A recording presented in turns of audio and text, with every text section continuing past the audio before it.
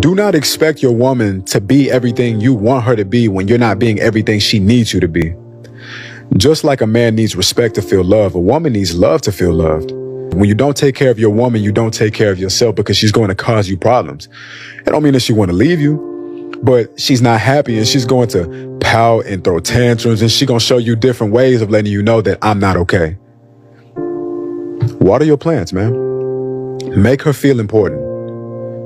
Make her feel important. You need to make her feel like a priority. Give her attention. Give her affection. You need to make time. And if you're not loving on her and you're not nourishing her and giving her the proper maintenance that she needs, man, she gonna go bad on you. It's only a matter of time, I promise you. And that creates more problems in your life, because if she's distracting you, then that's less attention and less energy that you're putting in the other pots that you need to be watering. You got to build the business. You got employees. You got investments you got to make. You got overtime that you got to put in at the job.